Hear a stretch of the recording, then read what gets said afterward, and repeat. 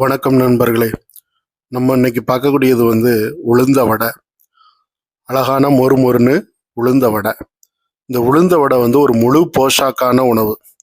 இது ஒரு அரை போஷாக்கா இல்லை, முழு போஷாக்கான உணவு. இதை நம்ம ஸ்நாக்ஸ் ஐட்டமாக நம்ம மாற்றி வச்சிருக்கிறோம். பட் ஆனால் இது ஸ்நாக்ஸ் ஐட்டம் இல்லை, இது ஒரு முழு போஷாக்கா.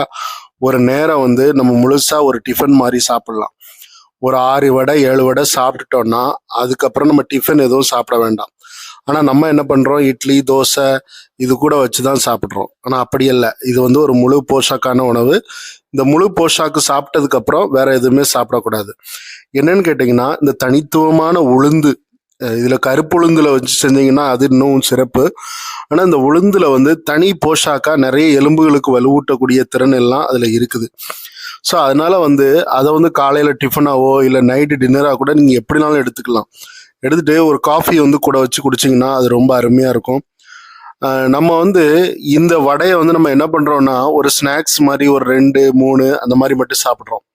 ஆனால் அதுக்கப்புறம் நம்ம என்ன பண்ணுறோம், டிஃபன் கூடனா இட்லி தோசை இது கூட வச்சு தான் சைட் டிஷ் மாதிரி வச்சு சாப்பிட்றோம். ஆனால் அப்படி இல்லை, இதுதான் மெயின் டிஷ் ஆக்கி இதை சாப்பிடணும். இதுதான் இதனால தான் இப்போ நிறைய இடங்கள்ல சாம்பார் வடை, தயிர் வடை, அப்புறம் ரச வடை கூட ரெடி பண்ணி சாப்பிட்றாங்க. ஆனால் இதில் பெஸ்ட்டு நம்ம சாம்பார் வடை சாப்பிட்லாம், ரொம்ப நல்லது. இதையே நீங்கள் முழு உணவாக வச்சுக்கணும். அதான் இதில் உள்ள நான் ஒரு ஹைலைட்டாக சொல்லக்கூடிய விஷயம் என்னென்னா, இதை சைடிஷ் மாதிரி வச்சு சாப்பிடாம முழு உணவாக சாப்பிடும்போது இதில் உள்ள முழு போஷாக்கு நமக்கு கிடைக்குது. அதுக்கப்புறம் ஒரு 2-3 ஹவர்ஸுக்கு நம்ம வேற எதுவுமே சாப்பிடக்கூடாது. சாப்பிடாம இருந்தோம்னா இந்த உணவினுடைய முழு பயனும் நமக்கு கிடைக்கப்படும். இது நார்மலாக எலும்புகளுக்கு, பெண்களுக்கு மாதவிடாய் காலத்தில் நல்ல அவங்களுடைய உதிரிப்போக்கு இரத்தப்போக்கெல்லாம் ஒரு சீராக்குவதற்கு இது உறுதுணையாக இருக்குது.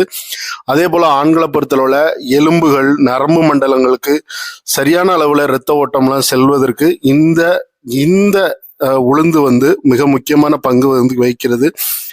உளுந்த வடை நார்மலாக கருப்பு உளுந்து வச்சு பண்ணோன்னா அது இன்னும் டேஸ்டாகவும் இருக்கும், பாரம்பரியமாகவும் இருக்கும்.